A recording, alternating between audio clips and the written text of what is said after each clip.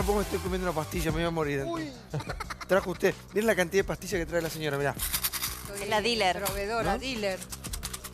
Ahí está, no, la pastillita azul de no, la señora. Las Viagra también. ¿Eh? No, Escucha. Con esto. Para, Liliana Franco vende Viagra trucho, Y bueno, ya lo hay que morfar. Escúcheme, me Con el cuesta. tarifazo, claro, con el tarifazo es que hay que rebuscárselas como podamos. ¿Me preparás un...? Tengo la misma voz de Pepe Scioli hoy. Escucha, preparame un té. Ahí está, Pesa Box, buenísimo. Bueno, ¿cómo le va? ¿Todo bien? Bien. Ayer lo veía, tuvo una tarde intensa. Ah, siempre se mueve así. Siempre. Y fueron 12 horas ayer.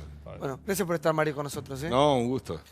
Muchos más invitados, en un rato llega Sergio Massa y muchísimas voces que se van sumando a este gran debate televisivo, único, inigualable, desmesurado, todas las voces, todas intratables por la pantalla de América. Martín, ¿cómo te va? ¿Bien? ¿Qué tal? Gracias por estar, No, gracias por la invitación. Francisco, Alejandro, Diego, bienvenidos, gracias por estar. Gracias. Bueno, ¿cómo les va? ¿Bien? Muy bien. ¿Todo bien? Muy bien. Mira qué linda está Débora hoy. Gracias. Siempre está muy bonita Débora. Gracias, Santi. ¿Tiene algo para Usted contarnos o también no? está muy elegante. Un elegante sport. Sí. Divina. Liguria, como siempre, impecable. No, y hablando de elegancia, mira, El profesor. está como recién salido de Harry Potter. Pensé que me iba a decir de Harvard. ¿Eh? No, Harry Potter. Crédito Argentino presenta el primer informe de la noche que tiene que ver con los tarifazos el día después. Gils Carbó en el medio, justicia militante y todo lo que estamos de alguna manera...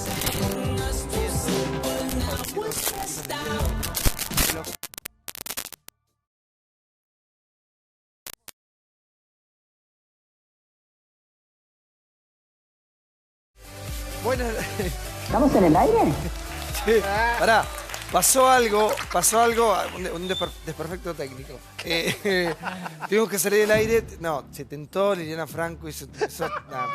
Diga la verdad, todo el mundo vino a comprar pastillas. Qué falta de respeto a los compañeros. Iba a ser un chiste humor negro que no voy a hacer por respeto a la teleaudiencia. Bueno, vamos a empezar con lo nuestro, ahora sí, nos ponemos todos cada uno en su lugar. Crédito Argentino presenta el primer informe el día después del tarifazo, después de lo que pasó ayer en la Cámara, y de Gils Carbó que sale al cruce contra las decisiones del gobierno de Mauricio Macri. ¿Qué va a pasar con nuestro bolsillo? Tarifazo e inflación en el centro de la polémica. Según el gobierno, un cambio de estrategia sería peligroso. Según la oposición, estamos condenados a pagar el ajuste de cualquier manera. ¿Cómo se sale de este laberinto? Lamentablemente, hay dirigentes que quieren todos los días poner un palo en la rueda, que quieren que el país no evolucione. El tercer gobierno radical, el problema que tiene son los ricos. Llega Macri a una convención de empresarios, lo van a aplaudir, lo vivan, pero no le ponen una moneda. Se instaló como una oleada la idea del tarifazo, que el 87% de los argentinos pagó una tarifa de gas menor a 500 pesos. En el norte los ingresos son mucho menores. Vos imagínate cómo incide en la economía de una familia que tiene 7.000 pesos de ingreso una tarifa de luz de 1.000 o de 500. ¿Pero cómo va a pagar 1.000 pesos una familia del norte que gana 7.000 pesos? Hay tarifa social. Nosotros acá hoy tenemos 100.000 familias con la tarifa social que pagan mucho menos de lo que pagaban antes. Con este fallo de esta jueza inadmisible, no sé de qué parte de la provincia de Buenos Aires, hoy esas 100.000 familias van a pagar casi un 100% más caro la tarifa de luz. Fíjate qué irrisorio es que nos aumentaron 1.400 pesos anuales. Si yo lo traduzco eso a mi bolsillo, con el aumento de los servicios de luz y el gas, se me fue el aumento. Lo que la Argentina está cuestionándose en este momento es si el gas y la luz y todos los servicios los queremos pagar a fin de mes en las respectivas facturas o lo queremos pagar a través de los incrementos en el pan, la leche o el aceite. Me resisto a creer que la única opción que tiene el Estado argentino y el pueblo argentino sea dunga dunga o muerte. Si no se paga por tarifa, se paga por inflación o se paga por deuda. Es así, estamos en el 47 de inflación. Es el argumento de Prat Gay. O es esto o es el caos. Efectos de la recesión. En 5 meses se perdieron casi 100.000 empleos en la Argentina. Sin energía no hay futuro. Sin energía no se puede crecer. Había que hacer un cambio en materia energética. El tema es que no se podía hacer de forma brutal, que fue lo que pasó. Y además de forma muy improvisada. Esto está mal hecho y que hay que empezar de nuevo. La boleta del cable, del teléfono y de internet y todo eso, es mucho más caro que lo que se está pagando de energía. Hay más inflación que antes. Antes había inflación. Esa inflación fue un 250% menos que los aumentos de sueldo. Tengo una novedad para este diputado. Dale. Está bajando la inflación. Te vas a sorprender con la cifra de inflación de agosto. No se crece ni se desarrolla un país y no hay inversiones cuando la inflación supera un dígito. Todos los días se anuncia una nueva inversión y paso a paso estamos yendo en la dirección que vale la pena. Bueno, a ver, el día después del tarifazo, ¿no? Sí, bueno... Digo, de lo que pasó en la Cámara ayer, de la discusión con de Aranguren. las 12 horas, dijo Negri. La Procuradora General, Alejandra Gil Carbó, en un dictamen absolutamente previsible, no es vinculante, recordemos, no es que lo que diga Gil Carbó es lo que tiene que hacer la Corte Suprema, avaló el freno al tarifazo. Digo previsible porque sabemos la postura política militante de Gil Carbó, muy cercana o directamente madrina de lo que es justicia legítima. Avaló el fallo de la Cámara Federal. ¿Qué pasa? Mañana, o no, veremos, podría expedirse la Corte Suprema de Justicia, que es, sí, lo que realmente importa acá. ¿Qué dicen fuentes muy cercanas a la Corte? Que se podría decir que la facultad de fijar tarifas es solamente del Poder Ejecutivo, que la función de los jueces no es la de regular las tarifas, que el Congreso tampoco está facultado para resolver sobre las tarifas, pero que los aumentos, y esto va a ser clave, palabra en negrita, subrayada, tienen que tener razonabilidad, tienen que ser razonables y que deben hacerse las audiencias públicas. Un poco lo que hace el gobierno, y cierro con este concepto, es poner contra las cuerdas a la Corte porque le dicen es una cuestión de gobernabilidad. O fallás como quiero yo, o se pone en riesgo todo el plan económico. Sí, es mucho más que la cuestión tarifas, ¿no? Sí. ¿Cómo le va, Mario? Bien. Bueno, a ver, explíquele a usted, que es un tipo que habla directo, que habla fácil, explíquele a la gente qué situación estamos hoy, porque todos estamos expectantes obviamente, del tema de las tarifas, la cuestión Lo que dijo Jonathan. El tema de base, de fondo, los intereses políticos que hay acá. El tema de base, más que los intereses, yo creo que el tema de base, de fondo a una Argentina adulta es que no hemos respondido adultamente entre todos. ¿Por qué? Porque en el 2003 teníamos 25 años de reserva de gas. Ahora nos quedan 5 años de reserva de gas. 80.000 millones de dólares se llevaron desde el 2001 hasta ahora, en 15 años, los subsidios a la electricidad y al gas.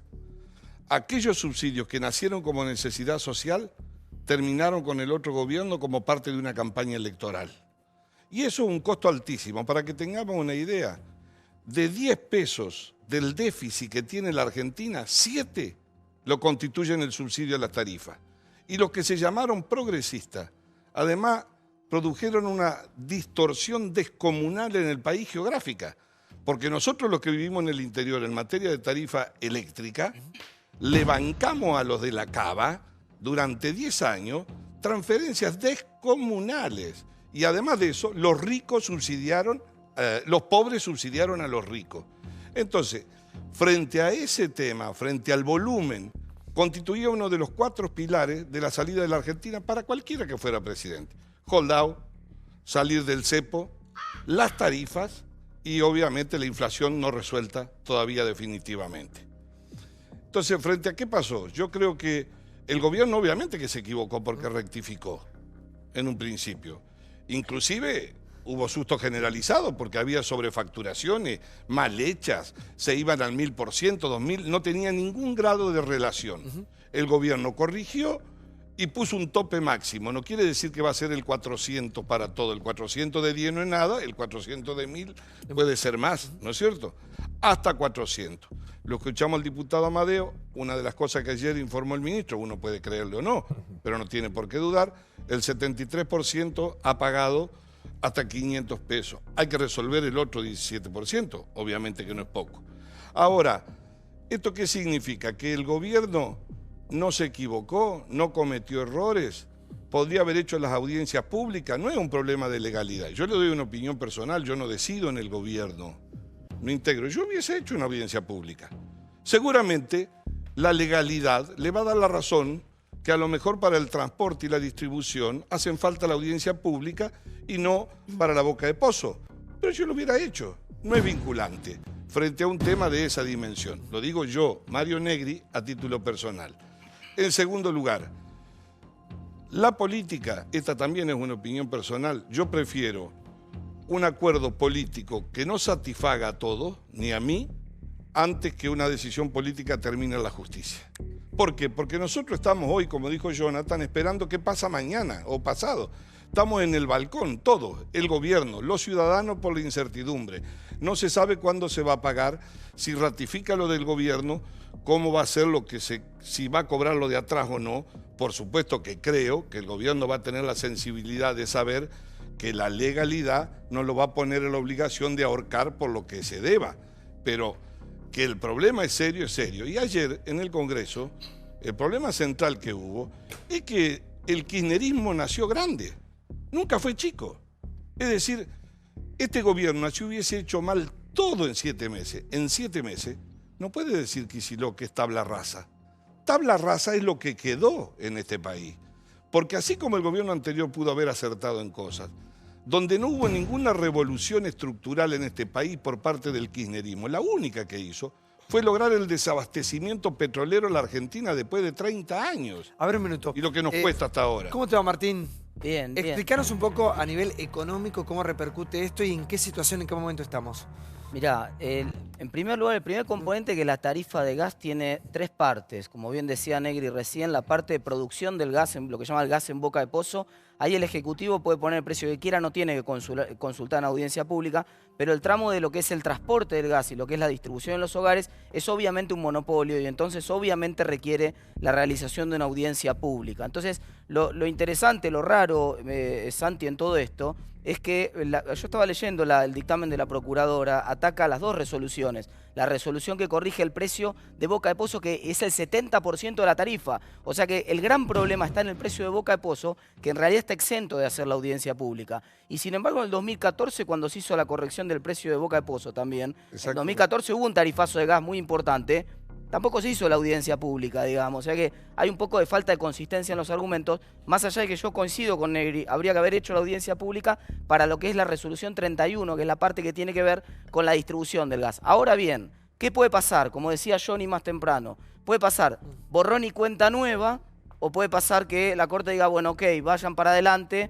o vayan para adelante con ese, y la solución intermedia que es vayan para adelante con el 70% de la tarifa, que es lo que el Ejecutivo tenía derecho a hacer sin hacer la audiencia pública, y para el 30% restante, que es la parte de la distribución, vayan para atrás. En cualquier caso, tampoco creo que sea un drama. Me parece que se está haciendo de un vaso de agua a un océano con este tema.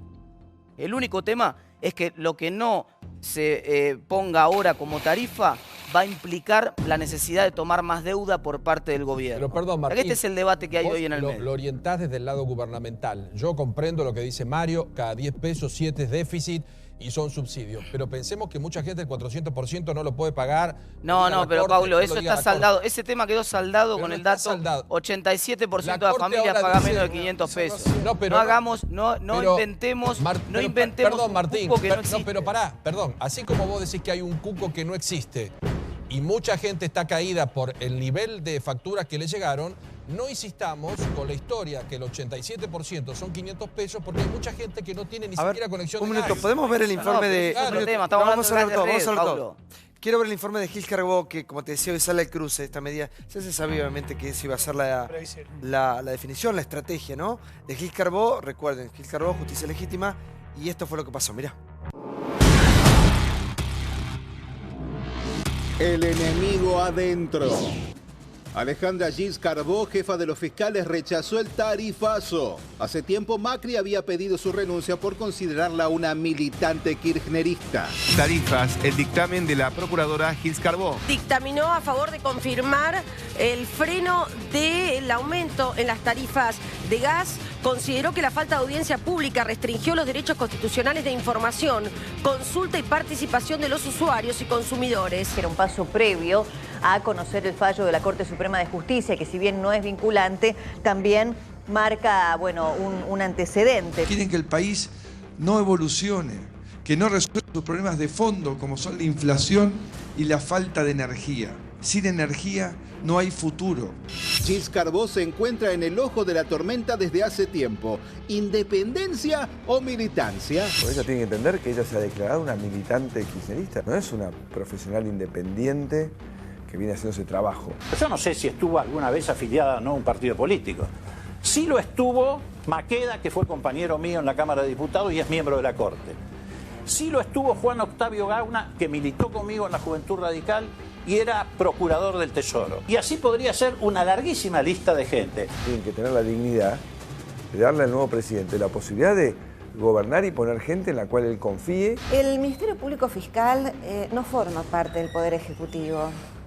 O sea que un presidente no tiene atribuciones para disponer del cargo de procurador o procuradora general de la Nación. ¿Piensan hacer con funcionarios como Tristán Bauer, Gilles Carbó? Vienen a ejercer un rol militante, lo digno sería que den un paso al costado. Tiene las mismas garantías que tiene cualquier ministro de la Corte Suprema. Remover a la doctora Gilles Carbó solo sería posible a través de un juicio político. Gilles Carbó está imputada en muchas causas, es una delincuente. Nos hace tanta falta esa justicia que ella sabe administrar. Fue la que encubrió con Gonela a delitos de lavado de dinero, etc. Es casi un ministro de la Corte, la procuradora. Tiene las mismas garantías que tiene un ministro de la Corte. Tiene que tener ese mismo respeto. ¿Está protegiendo a corruptos la procuradora?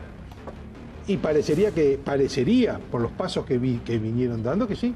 Tuvo una presentación contra el expresidente Kirchner, lo que demuestra la independencia de Gilles Carbó. La procuradora generala de Cristina, así era conocida dentro del espacio oficial, una generala de Cristina. A Gilles Carbó la conozco, y la conozco del tiempo en el que ella era una luchadora en solitario contra el Poder Judicial, contra el gobierno en aquel momento, sola con su alma y con el expediente bajo el brazo. Recién dijiste que era previsible lo de Gilles Carbó, hasta cierto punto, porque ella se contradijo la jurisprudencia que había sentado la Procuración respecto del tema tarifario. Si no me falla la memoria, creo que fue en 2014 que recién hablaba Martín, cuando Cristina Kirchner también intenta un aumento de tarifas del gas, y en ese caso la Procuración de la Corte avaló la decisión del gobierno de poder buscar un nuevo esquema tarifario. Así que se contradijo a sí misma respecto de la decisión previa ya de la Procuración, ¿no? Francisco, por favor. ¿Cómo andás? Buenas noches.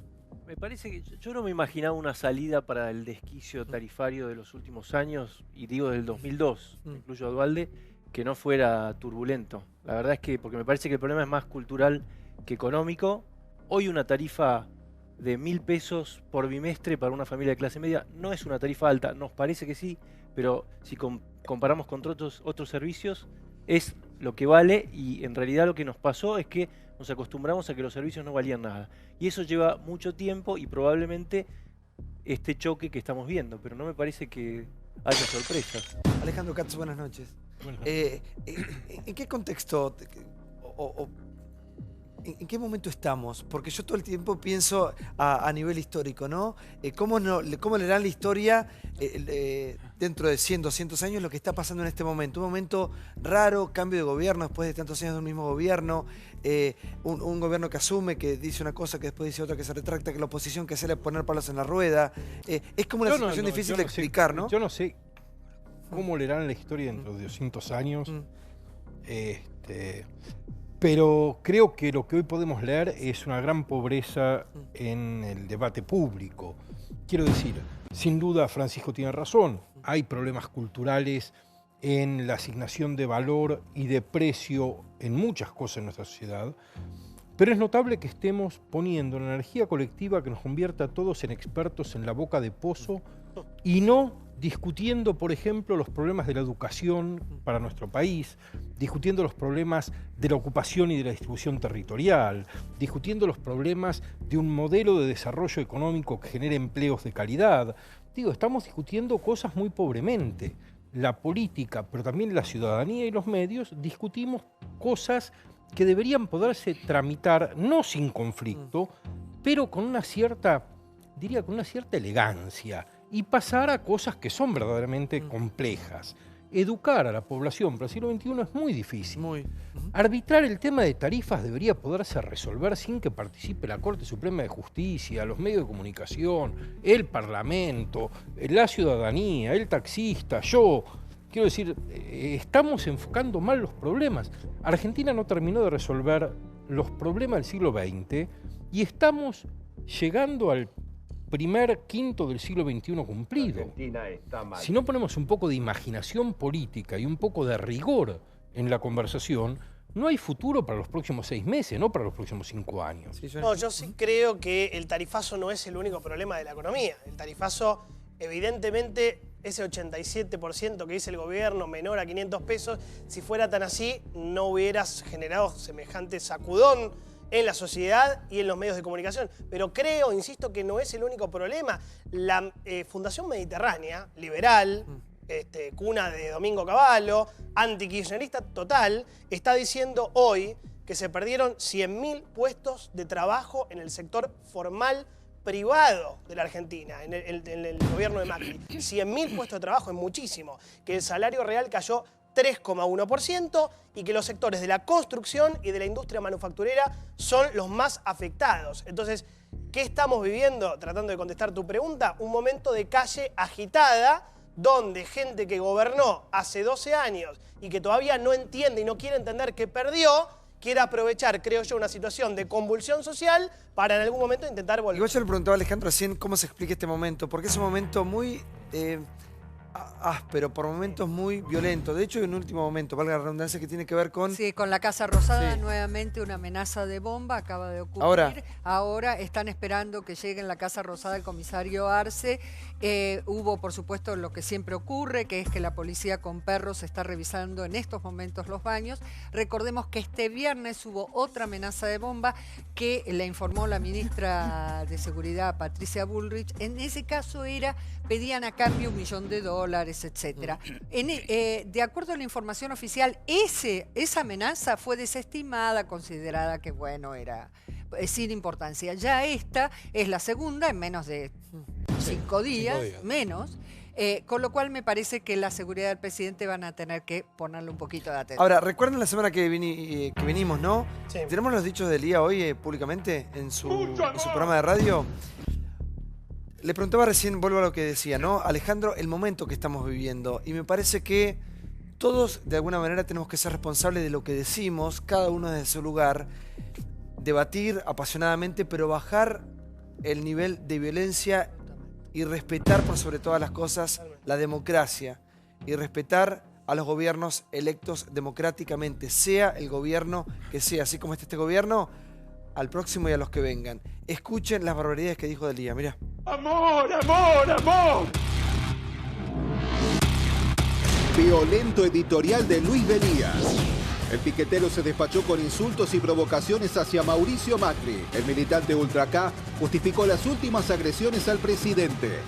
La primera medida que tomó Mauricio Macri fue dejar de cobrarle impuestos a los ricos, a los grupos concentrados de la economía, a las mineras, a la sociedad rural. Después nos metió un tarifazo, después vinieron los despidos masivos, las flexibilizaciones laborales, y esta estúpida, en un momento de los pocos que tiene de lucidez que le permite el alcohol, sale a decir que no quiere que llegue al fin de su mandato es el kirchnerismo. Esas medidas no las tomó Cristina Fernández de Kirchner, la tomó Mauricio Macri. ¿Qué quiere? ¿Que la gente lo aplauda, le agradezca? ¿Qué quiere? ¿Que vayamos a victoriarlo? No puede ir a ningún lado, tiene que ir adentro de un tanque de guerra, porque donde vaya lo van a putear, le van a manifestar claramente su rechazo. No hay ninguna razón para aplaudir a este sarnoso hijo de puta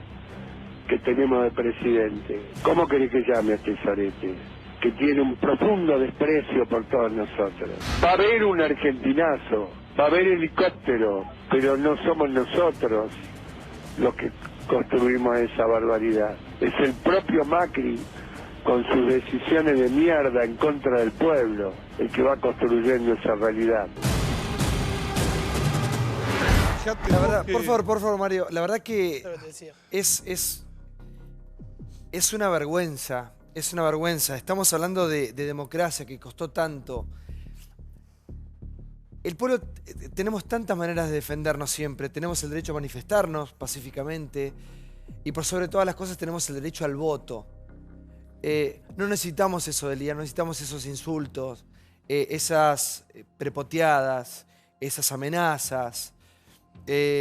Ya vimos lo que pasaba con eso y me parece que nadie quiere esa Argentina de vuelta. Yo no sé si este gobierno hará las cosas bien o mal, yo no lo voté a este gobierno, pero no sé si quiero que vuelva a lo que pasamos también. Yo no quiero ni chorros, yo no quiero ni... Quiero un gobierno que me represente, que administre lo que es de todos, un gobierno que gobierne para todos.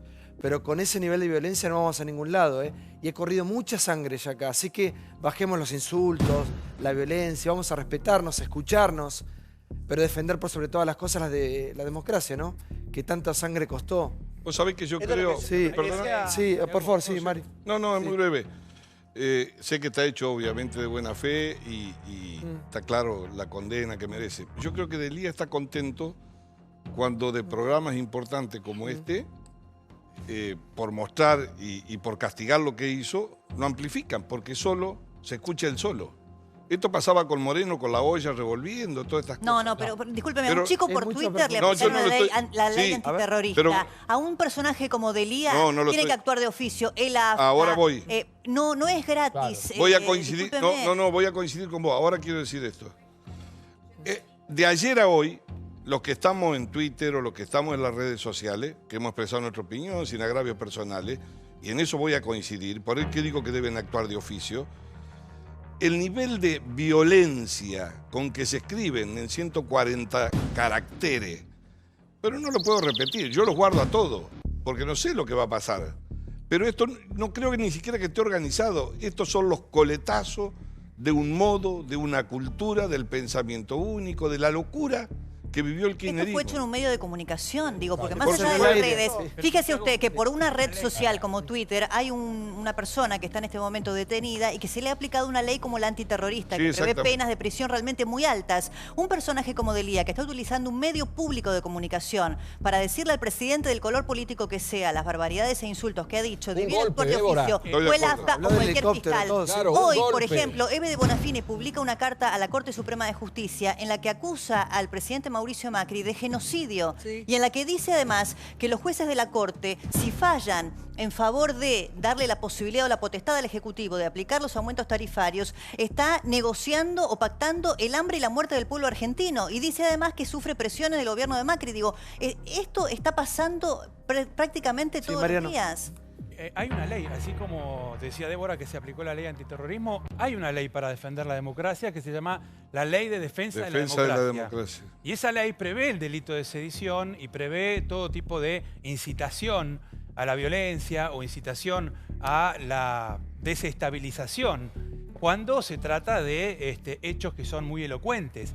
Aquí Delía podría estar incurriendo en ese delito, no sé, no soy abogado, no soy fiscal y tampoco juez, pero es muy posible que un juez podría tomar la iniciativa de actuar de oficio o a cualquier ciudadano podría denunciarlo en la justicia porque está contraviniendo la Ley de Defensa de la Democracia el ANACOM, y de Seguridad Interior. Hay dos leyes, está la de Seguridad Interior y la Ley de Defensa de la Democracia, que prevén que ante este tipo de manifestaciones se lo puede juzgar por incitación a la sedición. ¿Es una amenaza esto? Sí. ¿Es una amenaza? Creo que sí, y vuelvo a lo que te decía recién. Creo que hay gente que estuvo durante 12 años pegada al poder, que no quiere entender que perdió, no quiere visibilizar su derrota y que están buscando la teoría del caos, que es que explote todo y volver lo antes posible. Vos pensás que fueron 12 años donde, Santiago, se controlaba el gobierno, el Congreso, la justicia, muchos medios de comunicación, sindicatos, gobernadores, intendentes, los servicios de inteligencia y de pronto se perdió la presidencia, la provincia. Eso se llama democracia, Johnny. ¿Está bien? El año que viene hay elecciones. De eso en nuestra cabeza, nuestra forma de pensar racional. Hay elecciones cada 2 años, se vota, cada 4 se cambia el presidente, se cambia la gobernación, pero hay gente que estuvo muy atada a un estilo de poder, una forma de poder personalizada, con muchos beneficios y que se encuentra con la nada misma. A ver, Diego, se encuentra amenazada con perder la libertad. ¿Es una amenaza para el presidente de la Nación? Mira, cualquier violencia política tiene que ser condenada y castigada penalmente. Punto. Es decir, no puede haber margen para ningún gris en la democracia argentina. Ya hemos tenido una experiencia traumática como para seguir repitiendo los errores. De modo que no puede haber tolerancia a la violencia política. Ahora bien, hay otro plano, sobre todo lo que ha pasado en los últimos 15, 20 días, que tiene que ver con que en amplios sectores de nuestra sociedad la violencia es una experiencia cotidiana. Si le preguntamos a un cura de cualquier iglesia de barrio complicado, o a una maestra de una escuela pública de un barrio complicado, o a un puntero político, un concejal de las ciudades medianas o altas en Argentina, pues bueno, la violencia está en la cotidianidad de ellos. Y eso es un tema que no lo resolvemos, al menos exclusivamente, con el Código Penal. Y eso es algo que creo que en lo que está pasando en las últimas semanas, que le ha pasado al presidente, la parte política hay que condenarla y castigarla penalmente. Ahora, hay sectores de nuestra sociedad en donde la violencia se ha hecho carne cotidiana. Y eso es algo que tenemos que asumir como problema para poder discutir cuál es la solución. Pero la responsabilidad más grande si es un dirigente. El Código Penal no es importante. A la señora Bonafini, que es una ciudadana común y que tiene un problema muy serio con la justicia por sueños compartidos, hubo que ir con alfombra roja porque no se quería presentar a una indagatoria. El señor Delía, que en las escuchas, que el doctor Rafecas archivó en un segundo, tiene una imputación, o por lo menos tenía que haber investigado, por haber cobrado 30.000 pesos por la barra brava del Boys en un acto de Chávez. Entonces me parece, y no coincido con Mario, hay que amplificar en los medios importantes lo que el señor dijo en su programa radial para que se despierta algún juez o algún fiscal y actúe. Porque esto, si es una amenaza, hay que denunciarlo. Y esto es una actitud golpista. Y hay que determinar y hay que poner nombre y apellido.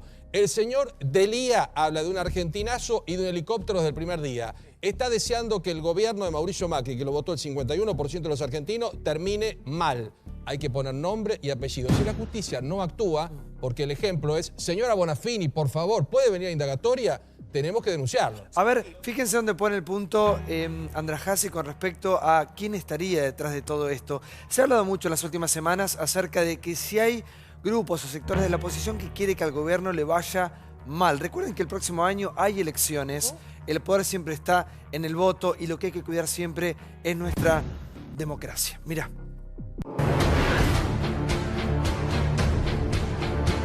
El kirchnerismo quiere meter miedo. Despiadada descripción de la expresidenta y los funcionarios de la plana mayor del gobierno anterior por parte del escritor Federico Andrájase. Hay que tenerle miedo a Dios y un poquito a mí, decía Cristina Elizabeth Fernández. La expresidente padece del mal de altura, pero la inversa, se apuna en el llano. Ahora que su multimedio paraestatal se redujo a escombros y ya no cuenta con la cadena nacional, multiplica su voz amenazante a través de otros. Brindamos para que Macri nos tenga miedo. Me encanta que nos tenga miedo, dijo Cristina por la boca de Bonafini. No terminó de pronunciar las palabras mágicas y ahí estaban sus muchachos queriendo meter miedo en un acto en un barrio de Mar del Plata. Pero nada es casual. Vamos a hacer todo lo posible para que caiga este gobierno, había dicho Cristina a través de uno de sus voceros más sombríos, el líder de Quebracho, Fernando Esteche. Los peronistas sabremos lo que tenemos que hacer, bramó Cristina a través de la voz latosa de Guillermo Moreno. En sincronía llegaron amenazas de bomba a la Casa Rosada y al propio departamento de Mauricio Macri. La Cámpora y sus agrupaciones satelitales aparecen como un remedo de montoneros. El kirchnerismo quiere meter miedo, pero hasta ahora no le estaría dando buenos resultados. Organizan actos de homenaje al comandante Chávez.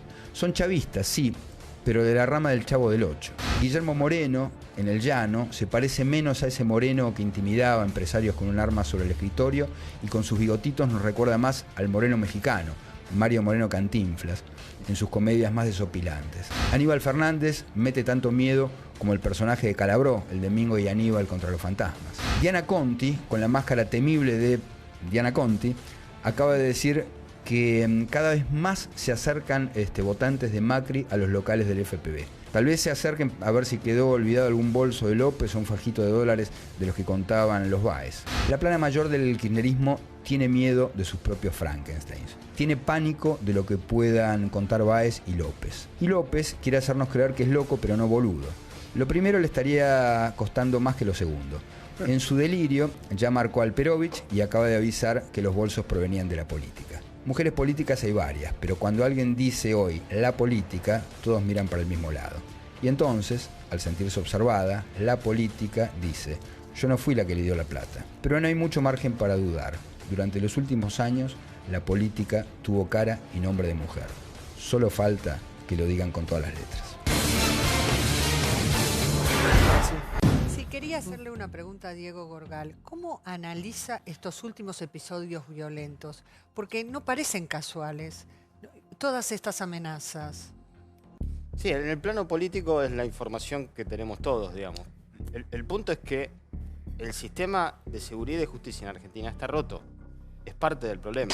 ¿Por qué hay tantos llamados al 911, amenazas de bombas? Porque no pasa nada. Porque cualquiera puede hacer eso y no pasa nada. Porque cualquiera puede... Fue el caso del tuitero. ¿Cómo? ¿No fue el caso del tuitero que terminó preso? Esperemos que no sea la excepción. Sí, por favor, Anguita. Me parece, en primer lugar, los hechos de Elías son absolutamente condenables y más allá de leyes especiales, esto puede terminar con una acusación fiscal en un juzgado común y por lo menos por una probation. Y me parece que también en los medios de comunicación, sin buscar cercenar la libertad de expresión, hay que pensar en poner límite. Cuando alguien empieza a expresarse de esta manera, los conductores, los periodistas, los que estamos mediando, Chicos, tenemos que poner al aire. Pero el ENACOM tiene que intervenir. Tenemos un ente que llama el ENACOM tiene facultad. Ahora después yo quiero ir a algo que decía Diego.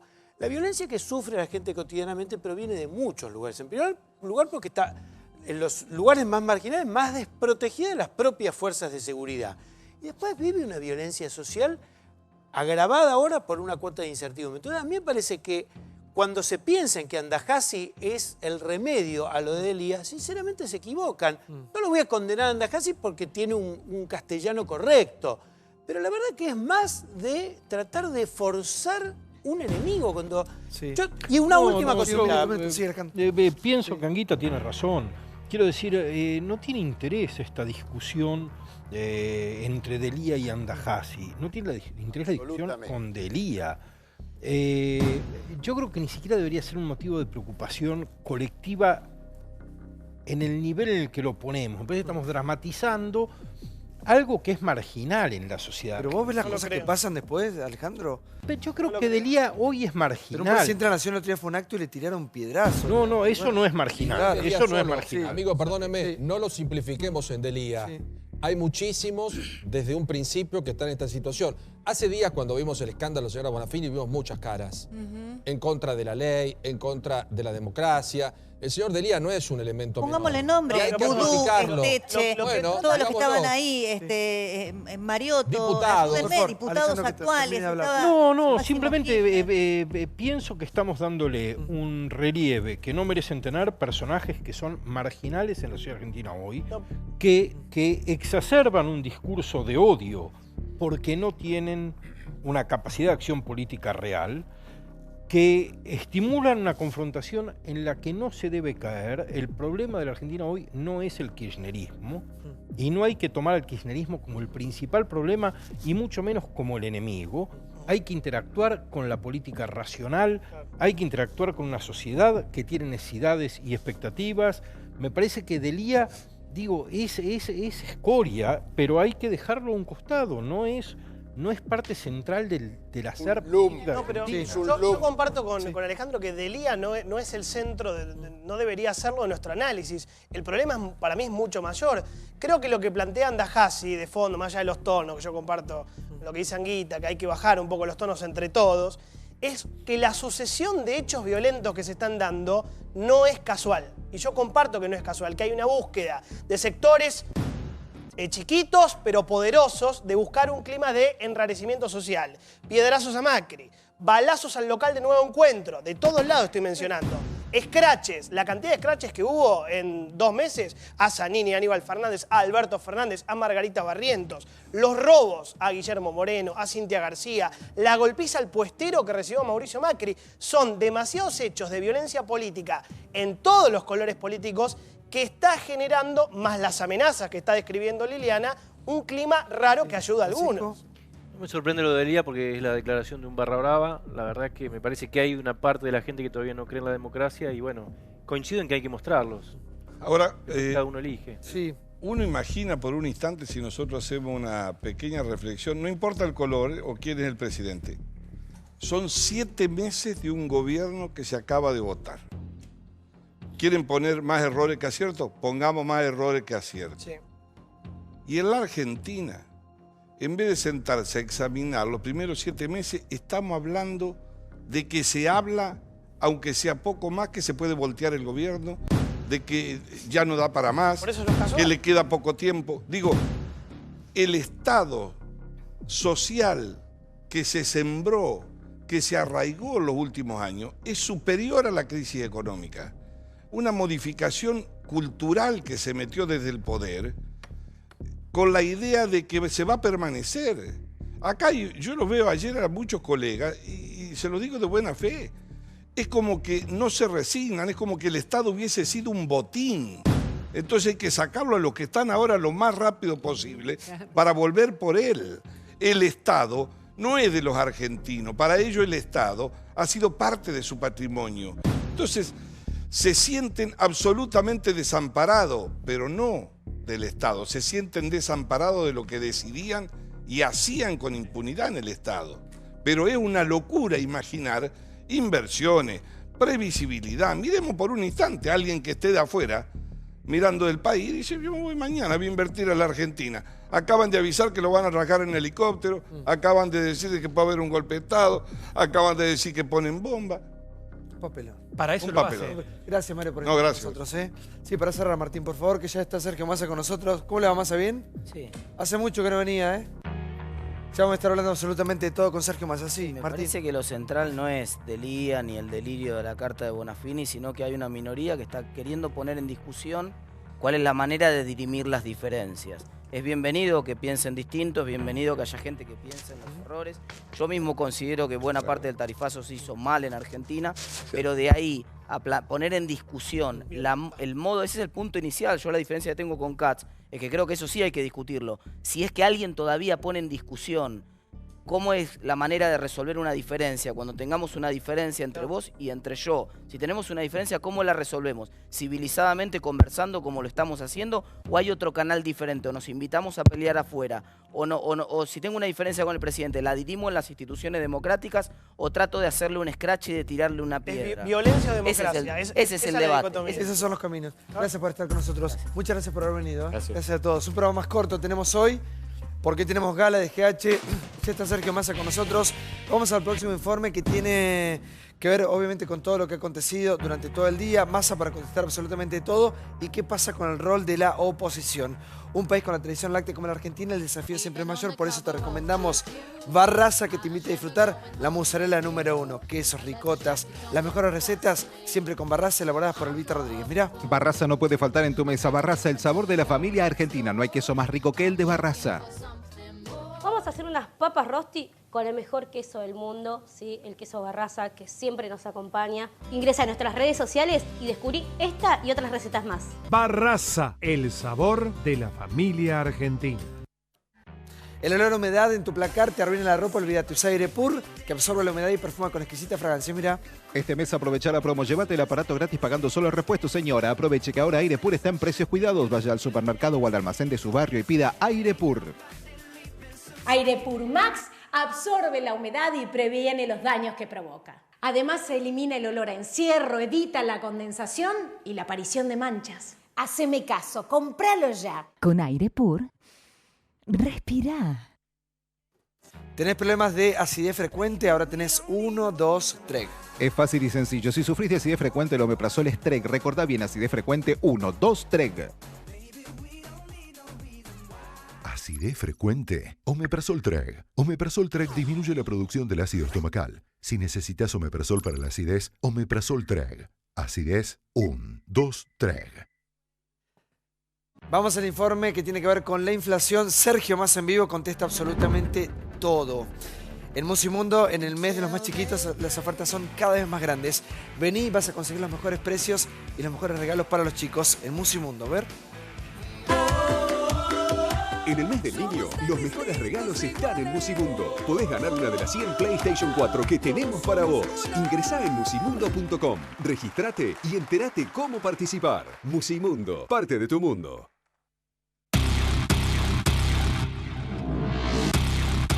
¿Qué va a pasar con nuestro bolsillo? Tarifazo e inflación en el centro de la polémica. Según el gobierno, un cambio de estrategia sería peligroso. Según la oposición, estamos condenados a pagar el ajuste de cualquier manera. ¿Cómo se sale de este laberinto? Lamentablemente, hay dirigentes que quieren todos los días poner un palo en la rueda, que quieren que el país no evolucione. El tercer gobierno radical, el problema que tiene son los ricos. Llega Macri a una convención de empresarios, lo van a aplaudir, lo vivan, pero no le ponen una moneda. Se instaló como una oleada la idea del tarifazo, que el 87% de los argentinos pagó una tarifa de gas menor a 500 pesos. En el norte, los ingresos son mucho menores. Vos imagínate cómo incide en la economía de una familia que tiene 7.000 pesos de ingreso una tarifa de luz de 1.000 o de 500. ¿Cómo va a pagar 1.000 pesos una familia del norte que gana 7.000 pesos? Hay tarifa social. Nosotros acá hoy tenemos 100.000 familias con la tarifa social, que pagan mucho menos de lo que pagaban antes. Con este fallo de esta jueza inadmisible, no sé de qué parte de la provincia de Buenos Aires, hoy esas 100.000 familias van a pagar casi un 100% más caro la tarifa de luz. Fíjate qué irrisorio es que nos aumentaron 1.400 pesos anuales. Si yo lo traduzco eso a mi bolsillo, con el aumento de los servicios de luz y el gas, se me fue el aumento. Lo que la Argentina está cuestionándose en este momento es si el gas y la luz y todos los servicios los queremos pagar a fin de mes en las respectivas facturas o lo queremos pagar a través de los incrementos en el pan, la leche o el aceite. Me resisto a creer que la única opción que tiene el Estado argentino y el pueblo argentino sea dunga dunga o muerte. Si no se paga por tarifa, se paga por inflación o se paga por deuda. No, pagar por inflación, estamos en el 47 de inflación. Es el argumento de Pratt Guy. A ver, o es esto o es el caos. Efectos de la recesión. En 5 meses se perdieron casi 100.000 empleos en la Argentina. Sin energía no hay futuro. Sin energía no se puede crecer. Había que hacer un cambio en materia energética. El tema es que no se podía hacer de forma brutal, que fue lo que pasó. Y además de forma muy improvisada. Esto está mal hecho y que hay que empezar de nuevo. La boleta del cable, del teléfono y de internet y todo es mucho más caro que lo que se está pagando de energía. Hay más inflación que antes. Antes había inflación. Esa inflación fue un 250% menos que los aumentos de sueldo. Una novedad para este diputado. Dale. Está bajando la inflación. Te va a sorprender con la cifra de inflación de agosto. No se crece y se desarrolla un país y no hay inversiones cuando la inflación supera un dígito. Todos los días se anuncia una nueva inversión y paso a paso estamos yendo en la dirección que vale la pena. Bueno, obviamente volvemos a ver el informe. Tema que nos preocupa. ¿Cómo le va, Massa? ¿Bien? ¿Cómo le va? Bueno, lo mismo que le preguntaba a Negri, ¿no? El tema de... así de costado? Sí, por favor. El tema de hablar fácil y concreto y explicar a la gente. Uno a veces, la rabia que le da, el asco que le da con todo esto es que ante una necesidad y ante la urgencia al resolver esto se haga tanta política y sea tanta, de alguna manera, manoseada del tema. De un tema que es muy sensible y muy delicado para muchísimos argentinos que por ahí quieren pagar pero no pueden. Bueno, es que el informe tiene dos caras, ¿no? Una cara que es la inflación, que en la vida de la gente se traduce en el aumento de la panadería, del supermercado, de la nafta, en el aumento de las cosas de su vida cotidiana, el yogur, la leche. Y cuando empezás a mirar la cadena de valor argentina tiene mucho de especulación. La Argentina tiene una tasa de interés alrededor del 30% que hace que vos tengas mucha especulación financiera de empresarios, de supermercados alrededor de los precios. Y ahí el gobierno debe poner en marcha los tribunales de defensa de la competencia para que podamos atacar lo que tiene que ver con la especulación en las cadenas de valor, para que la gente pague menos en el supermercado, para hacértelo claro. Y después hay un segundo tema que es el tema de las tarifas. En el tema tarifas nosotros lo planteamos en abril ya. El gobierno equivocó el camino porque arrancó con una medida débil. Cuando vos tomás una decisión que impacta en la vida de tanta gente, lo primero que tenés que hacer es hacerla jurídicamente fuerte. Y al no hacer audiencias públicas, arrancó jurídicamente débil. Pero además, en los servicios públicos, no es como en un restaurante o en una tienda de ropa. Vos vas a una tienda de ropa y si el saco que hay ahí en venta no te gusta, te vas a otra tienda. Vos en tu casa no podés cambiar de compañía de luz o de gas, porque los concedentes, que son, digamos, que es el Estado, y los concesionarios, que son las empresas que te dan luz, que te dan gas, que te dan agua, tienen un contrato que establece, entre otras cosas, la razonabilidad en el precio. Y ahí aparece la segunda debilidad de la medida. Para muchos de los usuarios, lo que pasó es que lo que venían pagando respecto de la factura lo tornó en irracional, en irrazonable. Entonces, parar la pelota, mirar cuadro tarifario por sector de la población. A ver, un jubilado puede pagar 120 pesos de luz. A lo mejor un jubilado puede pagar 120 pesos de luz y un trabajador puede pagar 280 pesos de luz y un comerciante puede pagar en su casa 600 pesos de luz por mes y una pequeña y mediana empresa, digamos, en su domicilio puede pagar 1.000 pesos y los sectores de altos ingresos pueden tener tarifa liberada. Ahora, eso es la construcción de una política que tenga una mirada no sobre la base de un razonamiento económico, sino sobre la base de un razonamiento humano. ¿Quién está del otro lado de la boleta? Familias. Y ahí es donde creo que está la tercera debilidad de la medida. Se olvidaron que atrás de la factura había gente de carne y hueso.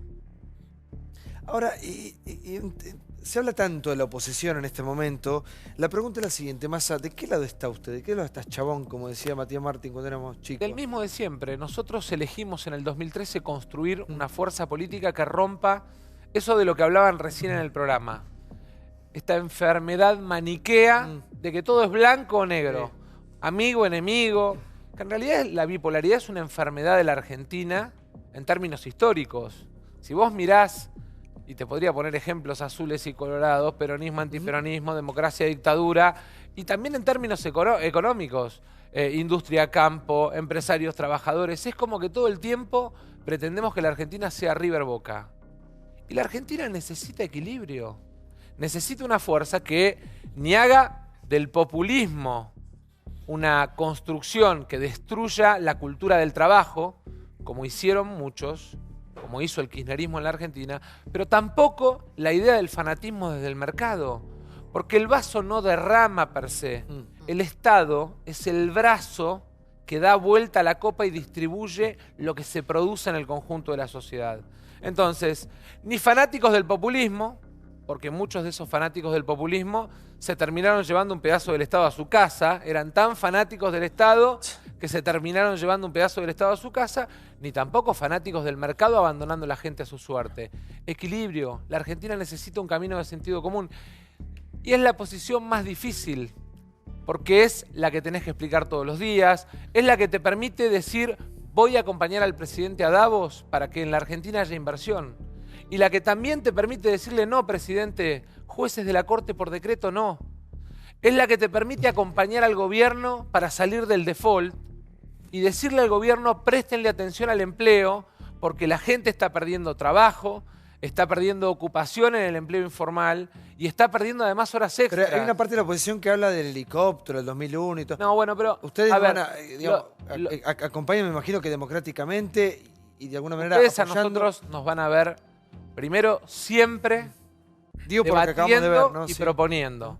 Yo al gobierno, cuando le enviamos una carta al presidente, le hice una propuesta alternativa para el tema tarifas.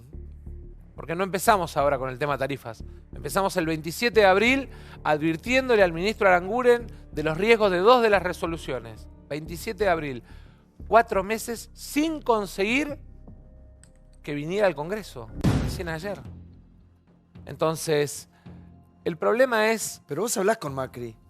Cuando corresponde o cuando se da la situación. Hace 15 días me encontré con el jefe de gabinete, con el vicejefe de gabinete, y él que se iba ese día, creo que a Brasil, a la apertura de los Juegos Olímpicos pasó, estuvimos charlando un rato, pero cuando hay algún tema que lo amerita, porque yo soy de una fuerza política distinta, lo que tengo es una relación de mucho respeto, porque él es el presidente, yo soy un líder de la oposición, y el presidente y el gobierno saben que frente a la locura, a nosotros nos van a tener de su lado.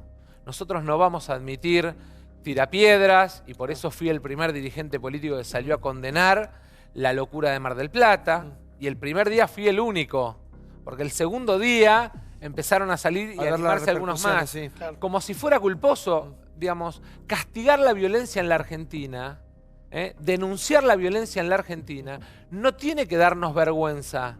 Al contrario, nos tiene que obligar a todos los que tenemos una responsabilidad pública. ¿Crees que hay sectores políticos que quiere que al gobierno le vaya mal? Sí, sí, sin duda. Sin duda.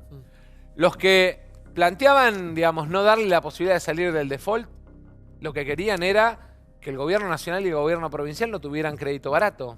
Nosotros vemos que solamente para las provincias, para los jujeños, los salteños, los de Chubut o los de Tierra del Fuego, el haber salido del default significó 6.200 millones de dólares de ahorro en tasa de interés. ¿Cómo no le voy a dar la posibilidad a la provincia de Chubut que tome crédito contra sus regalías para invertir en infraestructura si Mario Das Neves se está cargando al hombro una provincia que tiene crisis petrolera? ¿Cómo no le voy a dar la oportunidad al gobierno de Jujuy, que tiene que enfrentar, digamos, la salida de un estado paralelo, que tenía de rehenes a miles de jujeños? ¿Cómo? Bueno, los que apostaron a que Argentina no salga del default con el verso del Patrio Buitres, que era un verso, digamos, para encarecer la tasa de interés del Estado, en realidad lo que apuestan es al fracaso. Ahora, yo no creo en el fracaso de la Argentina. Yo quiero que al gobierno le vaya bien. Si yo soy amigo tuyo y quiero que te vaya bien, lo primero que te tengo que decir es cuando te equivocás. Si hoy tuvieras un saco rojo y una corbata verde, y yo no te digo, mirá, no me gusta cómo estás vestido, no sería un buen amigo tuyo, no sería, digamos, alguien honesto con vos. Si yo no le digo al gobierno, presten atención al empleo, apoyen nuestra decisión de reconvertir los planes sociales en planes de empleo para sacar de la cristalización de la pobreza a aquellos que hoy cobran planes sociales, lo que estaría es jugando de una manera mezquina, porque el deterioro y la cristalización de la pobreza lo único que hacen es generar un caldo de cultivo negativo. Sí. Y el único camino es el trabajo. Johnny. Preguntarte, Sergio, por tu relación con el resto del peronismo, porque dos episodios concretos. Juan Manuel Abalmedina dijo el otro día que le gustaría que vos vayas al peronismo a hacer una segunda renovación y se habló mucho de una supuesta reunión tuya con Máximo Kirchner. Entonces, ¿cómo es tu relación con el resto del peronismo? Nosotros fuimos muy claros. Viernes y sábado tuvimos un encuentro del Frente Renovador y de UNA en Mar del Plata junto a José Manuel de la Sota. Y nosotros fuimos muy claros. Nosotros al PJ no vamos a volver ahora. ¿Ahora? Ahora. ¿Y cuándo? Y la verdad es que lo primero que esperamos es que aquellos que, digamos, tienen en la mochila causas judiciales se corran del escenario político. Lo segundo que esperamos es que aquellos que, digamos, sostuvieron hasta el final la idea de Cristina Eterna hagan la autocrítica. Y nosotros vamos a seguir consolidando una fuerza política que tiene peronistas, radicales, desarrollistas, democristianos, que suma sectores del progresismo, porque creemos en la Argentina plural, Jonathan. No creemos en la Argentina mezquina y maniquea, de la fractura y la división. ¿Qué hace Abalmedina ahí atrás? Juan Manuel Abalmedina el otro día, que ya se fue del Sí. kirchnerismo, lo contamos el otro día, se fue al movimiento Evita, le propuso a Massa que vaya o que vuelva al peronismo para hacer una segunda renovación al estilo Cafiero. Por eso cuando vos decís ahora no voy a volver, eventualmente hay una contradicción ahí, porque Cafiero, digamos, enfrentó a Arminio desde afuera. Y nosotros... Vos enfrentaste desde afuera. Si Cristina va a ser candidata el año que viene, desde afuera la vamos a enfrentar y la vamos a poner en el lugar de Arminio. O sea, no hay ninguna y ese va a posibilidad ser, de vos, digamos, esa va a ser nuestra contribución en la etapa que viene. No hay ninguna posibilidad de vos unirte a el kirchnerismo para enfrentar a Macri el año que viene. A ver, te vuelvo a repetir. Nosotros creemos en un Estado que equilibre relaciones. No creemos en los amontonamientos electorales. Nosotros creemos en una idea de país, en la unidad, en el diálogo, en el debate, en los consensos. Ahora, la idea de amontonar por amontonar para ver si conseguís un cargo más es parte de lo que demostramos que no estábamos dispuestos a recorrer cuando decidimos seguir adelante en la elección presidencial, a pesar de que todos decían, bájense, la elección está polarizada, no tienen lugar. Y 5 millones de argentinos dijeron, miren, ¿saben qué? No nos van a meter en esta enfermedad de que es o el ajuste o la corrupción. Hay un camino en el medio.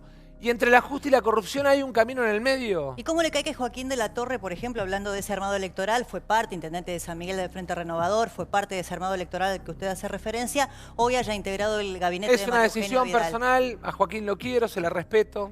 Es una decisión personal de él. Delgado también. Sí. Igual, no, a ver, de tus palabras, Sergio, se entiende que vas a recibir gente del kirchnerismo si quieren ir hacia el Frente Renovador. Eso por un lado. Pero por el otro me interesa saber si avalás algo que se da mucho en este programa. Que dirigentes de tu espacio, como Aldo Piñanelli, señalan que Macri que le debe la gobernabilidad a ustedes. No, a ver, se lo dije a Aldo el día después de esa discusión acá. Tuvimos la reunión del equipo económico.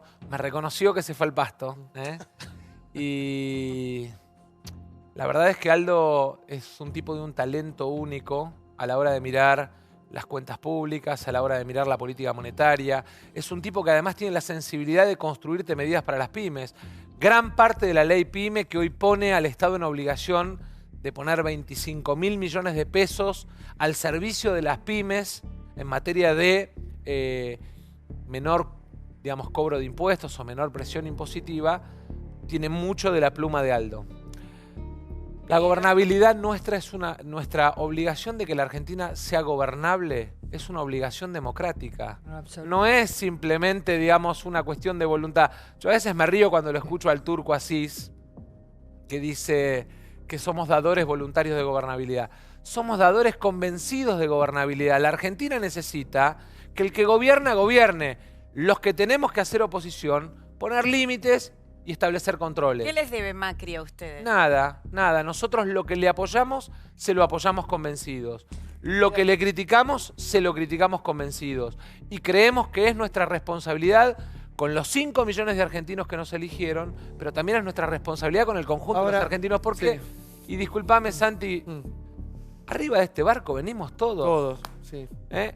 A ver, cuando la chica que labura en mi casa me dice que no puede pagar la factura de luz, a mí me duele. No es que me es ajeno y que es un número. Cuando un empresario pyme en Merlo, como me pasó los otros días, me dice que tiene que cerrar porque él tiene un alto consumo de gas y que no puede pagar la factura, a mí me duele. Porque no soy ajeno a la realidad cotidiana que recorremos todos. Ahora, yo siempre me pregunto, que de hecho sale mucho acá el tema también, es quién va a capitalizar el voto de... Que de hecho siempre lo hablamos con Johnny. El voto del enojo. Es decir, la gente que no quiere más los bolsos de López del otro lado y tampoco por ahí no está de acuerdo con algunas políticas económicas de este gobierno. A futuro, ¿ustedes sienten que son los que van a traccionar esos votos? ¿O siente que hay otra fuerza política o otro candidato en definitiva que puede llegar a ganarles la Santi, movida, la parada? Hoy charlaba con gente de Neuquén, de Río Negro y de Chubut, de un gremio vinculado a la actividad del gas y del petróleo, porque están en una situación muy complicada. Y entonces me decían, no, porque el año que viene. Y en un momento les dije, miren, paren la pelota. Cierren los ojos y piensen hace un año atrás en qué país estábamos. En un país en el que parecía que Scioli ganaba en primera vuelta, venían las PASO, estaba todo liquidado. Digamos, falta un año. Sí, pero están trabajando. A ver, está más cerca de Stolbizer Sí, a ver, de Randazzo. Sí, a ver. Porque es cierto que falta mucho, Massa, pero también es cierto que las distintas fuerzas políticas están trabajando en ese armado electoral. Yo le pregunto, porque usted recién decía que no está cerca de nadie dentro del justicialismo que tenga la mochila puesta de la corrupción kirchnerista y que haya estado hasta el último día en el gobierno de Cristina Kirchner. Randazzo, por ejemplo, estuvo hasta el último día en el gobierno de Cristina Kirchner. Entonces yo le pregunto si usted está más cerca de Stolbizer o de Randazzo, por ejemplo. Mire, nosotros con Margarita tenemos un acuerdo de trabajo parlamentario que sentimos que nos ha dado muy buen resultado. Le voy a poner un ejemplo. A Margarita la van a deshojar, ¿eh? Le voy a poner un ejemplo. Un lado del otro, sí. Le voy a poner un ejemplo. Hoy la Argentina podría tener, porque ya tiene media sanción, y ojalá que los senadores se arremanguen y la voten rápido, una ley de extinción de dominio. Sí. Que es de nuestra autoría, que es de autoría mía y de Graciela Camaño. ¿Sabe qué es eso? Es la ley que permite que el Estado se apropie de la plata de los narcos y de los corruptos. las estancias de Báez, el barco de Jaime, la Casa de los Monos, podría ser en 45 días propiedad del Estado si el Senado se apura, la trata y la aprueba. Nosotros sentimos que en ese tipo de cuestiones hemos avanzado mucho. Avanzamos en plantear el juicio por jurados y estamos avanzando ahora en un tema que es central para la agenda del último cuatrimestre. Cuando ustedes miran factura de, o mejor dicho, recibo del jubilado, del beneficiario de la asignación universal, o miran el ingreso de aquellos que son actores de la economía social, se van a encontrar con que han perdido mucho. Lo que se conoce como la economía popular, que han perdido mucho contra la inflación. ¿Por qué? Porque tenemos anualizado más de 45 puntos de inflación, tomando mes contra mes en el último año. Ningún salario aumentó 45%, ninguna jubilación aumentó 45%, ninguna asignación aumentó 45% y ningún plan social aumentó 45%. ¿Qué estamos planteando? Estamos planteando, por ley, establecer un sistema de refuerzo para que a fin de año nuestros jubilados, nuestros beneficiarios de programas sociales, aquellos que son beneficiarios de la AUH, tengan la posibilidad de tener un refuerzo que implica para el Estado Nacional una erogación de 26.000 millones de pesos. Yo quiero terminar la idea porque no es menor. Sobre todo para aquellos que por ahí desde su casa nos están viendo y la pelea de la política les importa poco. Lo que les importa es que van al supermercado y tienen que dejar el paquete de yerba. Claro. Y en ese sentido, yo le pido al gobierno que abra el corazón y que piense que esos 26.000 millones de pesos le pueden mejorar la vida a millones de argentinos que cayeron en la pobreza por las últimas medidas. Y mejorar el consumo. Y esos 26.000 millones de pesos, además de mejorar el consumo y de mejorar el funcionamiento de las pymes y de poner en marcha la rueda de nuestra economía, porque nuestra economía es 80% mercado interno, van a servir además para testimoniar desde el punto de vista de los impuestos. Porque ¿desde dónde planteamos financiar esto? Desde aumentarle el impuesto a las empresas de juego, desde gravar la renta financiera. Ahora, hay que animarse y avanzar en que las empresas de juego paguen más impuestos, en que la renta financiera... No grito. Digo, tomemos la decisión de avanzar contra sectores que en la Argentina pasan los gobiernos y parecen intocables. Pará un minuto. La semana pasada, creo que fue la otra, salió un hashtag que fue trending topic, Massa sos K, creo que era. Con unos trolls, sí, con unas máquinas, usaron bots. Sí, nosotros tenemos ya por dos situaciones de esas, una cuando se discutió la ley del Ministerio Público Fiscal, otra esta, y además por un arrepentido que declaró en un programa de televisión. Nosotros estamos haciendo una presentación en la justicia para que la justicia investigue quién es.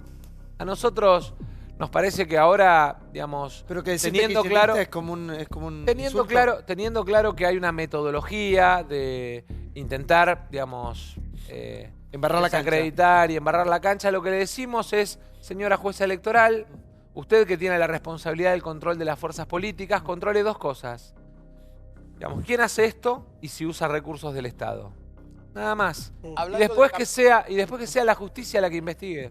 Le voy a dar un momento especial a usted, Campolongo, que lo quiero, por favor. No, voy a hacer el cierre con Campolongo, así que vayan notando. Porque vino demonio. Sí. Santiago, quiero compartir con Massa lo que puede pasar mañana después del fallo de la Corte Suprema.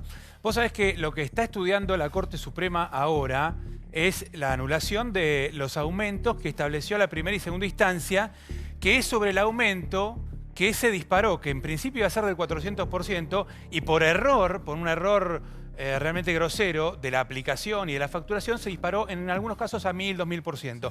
Eso es lo que mañana va a decidir la Corte Suprema. Entonces es posible que después del fallo de mañana, cuando la Corte Suprema, como decía Johnny, ordene hacer audiencias públicas, ordene hacer unas tarifas razonables, el gobierno disponga el aumento con tope de 400% sobre el valor de la factura, que es lo que anunció después del primer fallo negativo que tuvo. Con audiencia pública. La audiencia pública ya está ordenada para octubre. Esa audiencia pública ya está llamada para octubre. Por lo tanto, el gobierno diría, la audiencia ya la llamamos. Ahora aplicamos el aumento corregido con el 400% de tope y el 500% para comercios, pero de tope sobre total de factura. Yo le quiero preguntar a Massa, si ocurre esto, y largan la nueva facturación, en donde ya no habría más facturas de 1.000% o 1.500, 2.000, como supuestamente se daría.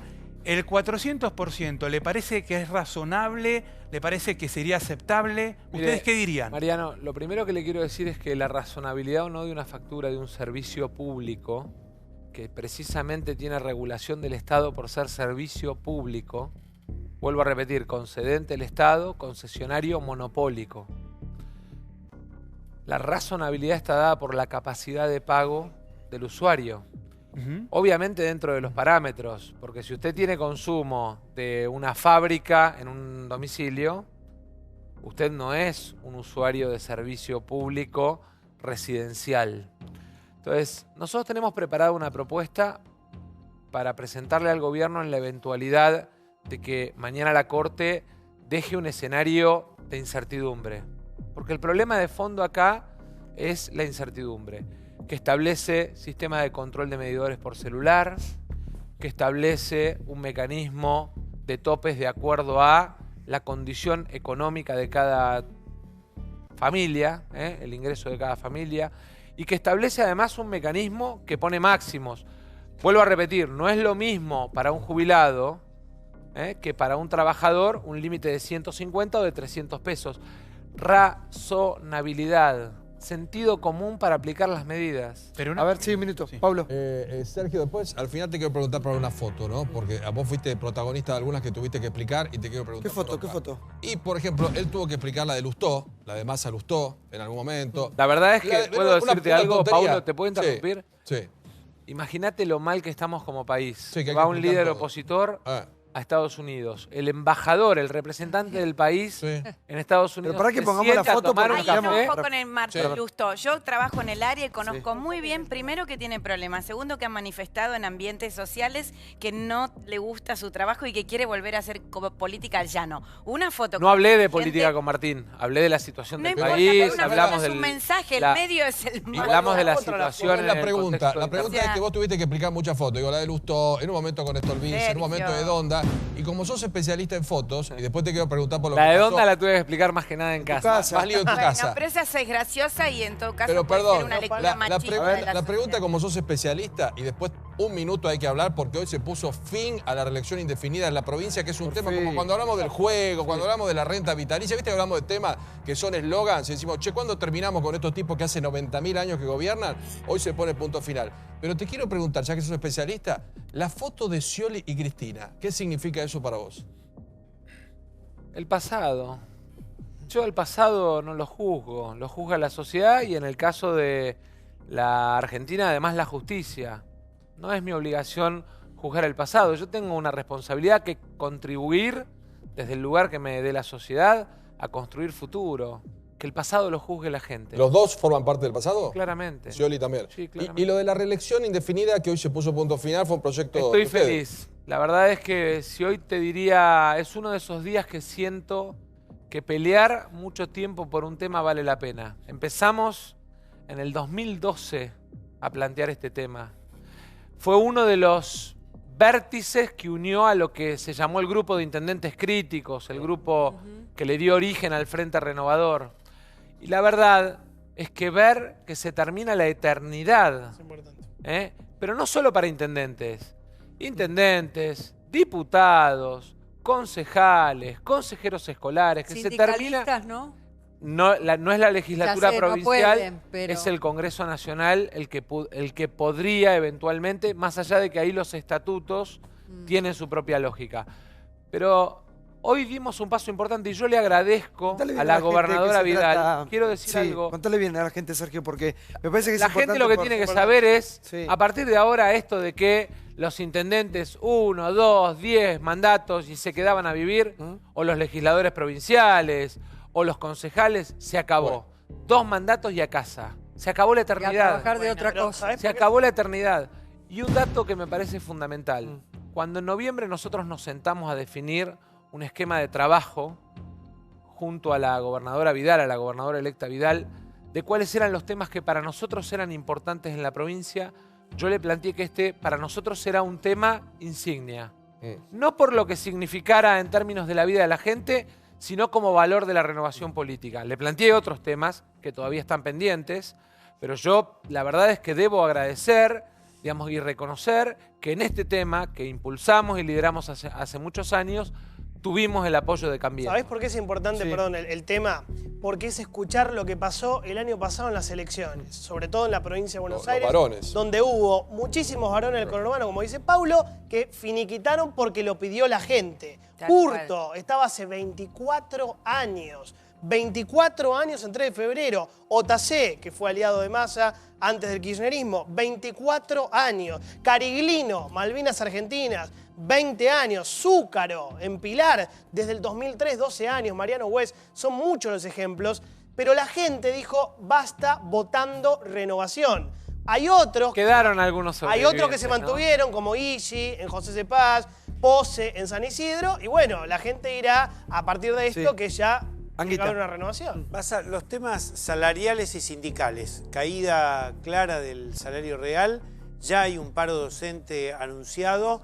Hay un pedido de la Central de Trabajadores de la Economía Popular de universalizar un salario para todos los trabajadores informales. Sí, ¿Qué medidas piensa usted para esta contingencia donde los empleos formales registrados no llegan? Nosotros, después de la reunión con Lavagna, con Arroyo, con Nielsen, con Redrado, con todo el equipo de economistas, estuvimos mirando algunas de estas cuestiones que les contaba antes. Mejorar la jubilación mínima con un refuerzo que representa el 15% del ingreso antes de fin de año. O sea, mejorar más allá del aumento que establece la ley.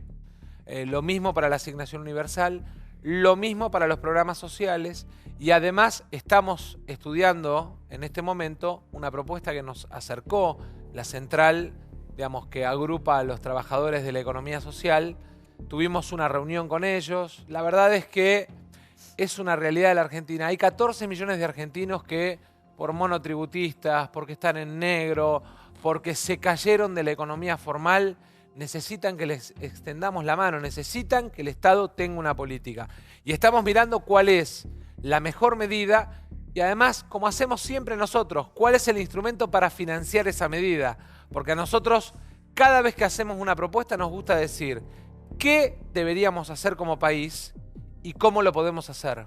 Ahora, la economía, justamente ese es un punto muy importante. Casi es un 40% en general la economía informal. ¿Ustedes acercaron alguna propuesta para ver porque esto que está planteando tiene una parte, pero no soluciona el resto? Y déjame que me suma a tu pregunta, porque en campaña, Cambiemos, prometía un gobierno mucho más abierto, digamos, a charlar, a escuchar, al consenso. ¿Qué pasó con todo eso? Porque pienso en ustedes, en el equipo económico tuyo, y pienso en Lavagna, por ejemplo, ¿no? A ver, digamos, 3 cosas, porque son 3 preguntas en una. La primera, respecto de la economía en negro, la economía informal. A diferencia del gobierno, que cree que va a andar alrededor de los 25, 30 mil millones de dólares el blanqueo, o por lo menos es lo que dice, yo estoy convencido que con los cambios, nosotros le hicimos 72 cambios a la ley. Sí. Con los cambios que hicimos a la ley, nosotros creemos que el blanqueo va a estar arriba de los 60 mil millones de dólares y va a ser un éxito. O sea, muy exitoso, ¿lo ves? Y va a ser un éxito. Sí, nosotros sentimos que los aportes que le hicimos a la ley mejoraron la propuesta y van a permitir que la Argentina tenga un blanqueo exitoso. Eso va a contribuir a correr un poco la brecha de la informalidad, que no es la informalidad del que se cayó de la economía, sino de aquel que camina por la informalidad porque tiene esa lógica que tenemos en la Argentina a tener una parte de nuestra realidad en negro, en la ilegalidad. Extraer a la legalidad ese sector de la economía. Respecto del tema que no se factura. Exactamente. Claro. Respecto del tema del consenso y del diálogo. Yo te voy a poner un ejemplo por la positiva. Hoy tuve una larga charla con la ministra Patricia Bullrich. Están trabajando en convocar un acuerdo de todas las fuerzas políticas en la lucha contra el narcotráfico. Diego no se los contó acá, nosotros tenemos terminada para presentar en poquitas horas nuestra ley antidroga, que te diría que toma lo mejor en materia de políticas de lucha contra el narcotráfico a nivel mundial. Es como que aprovechamos las experiencias de Estados Unidos, de México, de Colombia, de Europa, y tratamos de traerlas a la realidad argentina. ¿En qué lugar van a estar las Fuerzas Armadas ahí? Sergio, mira, hoy las Fuerzas Armadas ya tienen un lugar establecido por el decreto de Cristina Kirchner del Escudo Norte 1 y Escudo Norte 2. Yo ese cuento que ya lo viví en campaña. Con la ley, a ver si. Sí, yo ya lo viví en campaña, este cuento de Massa dice que va a usar las Fuerzas Armadas para la seguridad interior. Digo, hay un decreto del anterior gobierno que legitima el uso de las Fuerzas Armadas para apoyo a las fuerzas de seguridad. Y estoy convencido que es muy importante que la logística de las Fuerzas Armadas sirva de apoyo a las fuerzas de seguridad interior cuando no tienen otra hipótesis de conflicto. ¿Qué enemigo más poderoso que el narcotráfico tiene hoy la Argentina? ¿Cuál es otro enemigo más poderoso que ese que está matando hijos nuestros? Entonces, la ley de drogas, la ley antidrogas, además establece un mecanismo que le proponemos al gobierno para que tenga a un procurador de lucha contra el narcotráfico que dependa directamente del presidente.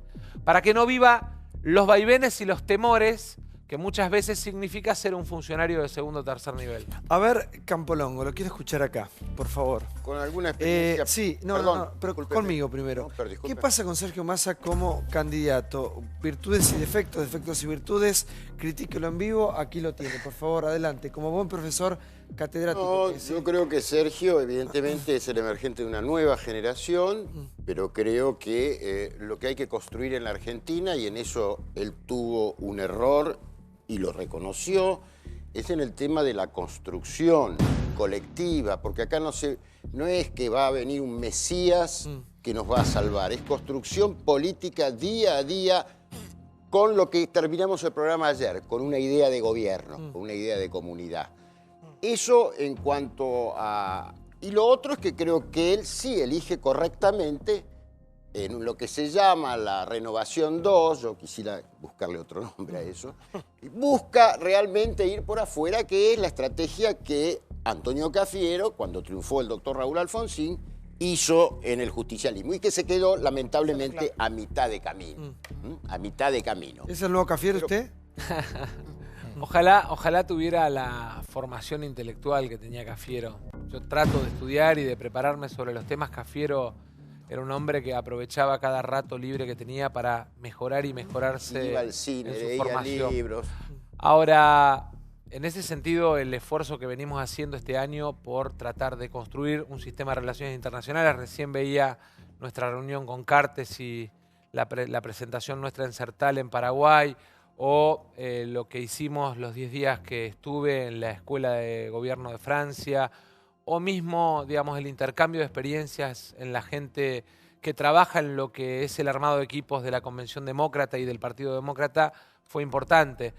A mí, debo confesar que me encanta trabajar en los temas de gestión, estudiar las leyes, los temas que tienen que ver con el presupuesto, que me apasiona la gestión y el contacto con la gente o charlar con ustedes. Y me aburre mucho la rosca política, me pone, y se lo va a complicar, me pone incómodo y es tal vez uno de mis principales déficits. Y te diría que probablemente es el que más caro pagué en el 2014, esa falta de cierre, porque me aburre, porque detesto a los tipos que pierden horas y horas discutiendo de cargos en lugar de discutir de política energética, de política económica. Más en este momento en el Frente Renovador tienen las puertas muy abiertas. Digamos, en este momento están así, puertas abiertas, diciendo, bueno, el que quiera venir, si la justicia lo permite, digamos, porque hay muchos que tienen las cuentas, no le cierran el balance. Con ¿no? sueños en la mochila que vengan todos, con causas en la mochila ninguno. ¿O dólares? Menos todavía. Usted era amigo de Vudú, de Amado Vudú.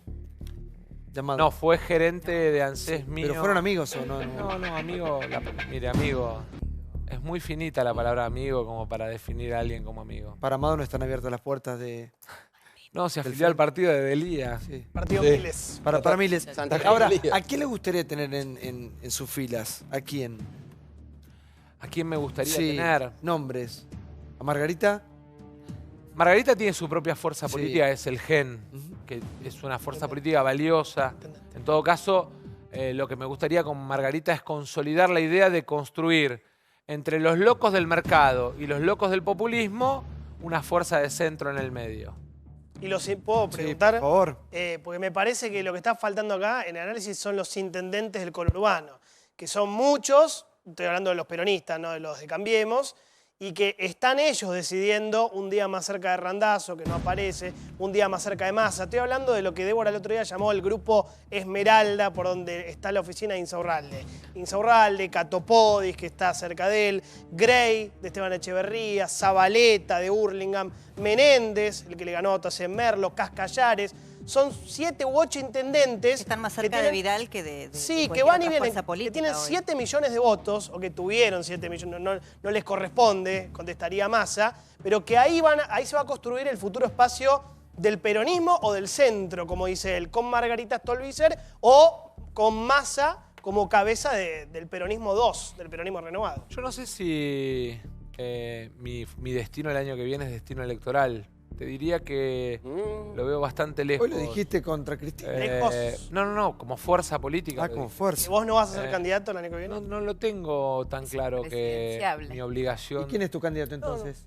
Parece que hablar hoy de las candidaturas del año que viene es una cosa tan lejana, sobre todo porque, te vuelvo a repetir, tenemos condiciones y temas que ocupan la agenda que para la vida de la gente son más importantes. A la gente no le importa quién va a ser candidato en agosto del año que viene, le importa si va a llegar a fin de mes este mes. Ahora, ¿qué lugar extraño les toca a ustedes? ¿No? Yo creo que es inédito en la historia de los últimos 30 años de la República Argentina, porque son un poco, se los llama un poco los fiscales, ¿no? Los árbitros, pero ¿sabés por qué? Sí. Porque si cerrás los ojos y pensás en términos de lo que fue la democracia argentina, cada vez que había una tercera fuerza, estaba entre el 10 y el 15% de los votos y el que ganaba se lo subsumía. UCD, Modín. Pi, digamos, y podemos hacer una larga lista. Lo que pasó es que nosotros, desde el día en que terminó la primera vuelta, dijimos claramente 3 cosas. Que queríamos que la Argentina construyera un cambio y vamos a seguir caminando el camino del cambio para no volver para atrás. El pasado es un lugar al que la Argentina no tiene que volver. En segundo lugar dijimos que no íbamos a formar parte ni a cogobernar con nadie. Y cumplimos. Nos quedamos en el Parlamento apoyando las cosas que creíamos que estaban bien y criticando y señalando las que veíamos mal. Antidespidos, tarifazo, designación de jueces por decreto, derogación de la locura de la derogación de las retenciones a la minería, cuando vos tenés derogadas las retenciones a las industrias y entonces, ¿qué mejor que decirle, no, mire, mijo, en lugar de llevarse mi riqueza, me agrega valor acá en la Argentina? Nosotros en la ley que planteamos para pagar a los jubilados volvemos a plantear las retenciones a la minería. Pero además, también cumplimos con la idea de que aquellas cosas que veíamos bien las íbamos a votar a favor y aquellas cosas que veíamos mal las íbamos a marcar y a votar en contra. Elegimos un camino que es el más difícil, porque tenés que explicar cada decisión que tomás. Y requiere mucho esfuerzo en esta enfermedad de bipolaridad que tiene la Argentina. Pero sabemos que es el mejor camino para la Argentina. Y lo hacemos pensando en la Argentina con De la Sota, con Lavagna. Cada vez que nos juntamos lo planteamos desde ahí, desde lo mejor para el país. ¿Seguís practicando en el quincho de tu casa los discursos? No, en ya voz no. alta, ¿no? Ya no, ya no. Malena me echó de casa. Malena va a ser candidata. ¿Cómo? ¿Va a ser candidata Malena? Malena va a ser candidata. ¿Qué título, Malena? ¿A qué? Te voy a contar una anécdota. ¿Tenemos tiempo? 10 segundos, sí, 15. El día que le pedí que fuera candidata en Tigre en el año 2009 y que encabezara la lista... ¿De concejal? No quiso saber nada. Finalmente, medio que le impusimos entre todos que tenía que ser la candidata porque era parte de un espacio que recién había ganado Tigre. Y en el momento que tenía que entrar al acto donde se proclamaba su candidatura, se puso a llorar, se dio vuelta, me abrazó y me dijo, no quiero, no quiero, no quiero, no quiero. Y yo la abracé, la agarré y, digamos, entramos caminando. Y si vos mirás el video de ese acto, el discurso de Malena fue todo el tiempo llorando porque en realidad sentía la presión de tener que ser candidata. A Malena le gusta ayudarme, es parte, digamos, de los que soñamos una Argentina con igualdad y progreso y con equilibrio, pero no le gusta mucho el tema de ser candidato. Gracias, Massa, por estar con nosotros. ¿Qué pasa, Campolongo? Sí, me quedé con ganas. Bueno, Campolongo. Che, gracias por habernos acompañado. Edición mucho más corta hoy, por supuesto. Ya tenemos gala de GH, está Jorge Real preparadísimo para ver qué pasa finalmente. Últimas 2 galas, ¿no? Sí. ¿Qué pasará? ¿Quién ganará? Gracias a Ricardo Maidana, el director del Palacio de la Papa Frita, mandó comida riquísima para todos los compañeros hoy. ¿Cómo lo pasaron? ¿Bien? Muy bien, muy bien. ¿Todo bien, señora? Lo último de la Casa Rosada se confirmó, fue una llamada de un menor, falsa alarma, por suerte no pasó nada. Mejor entonces, vamos a tranquilizarnos todos y hacer esta Argentina toda nuestra, cada día más grande, con haciendo valer el poder del voto, claro que sí. ¿Cómo lo pasaron? ¿Bien? Muy bien. ¿Acá por este lado? Bueno, impecable la ropa como siempre de Liguria. Gracias, Liguria. Gracias, Relojes Polis. Sigan con GH, sigan en América. Hasta mañana. Mañana jueves estamos con vos. Chau.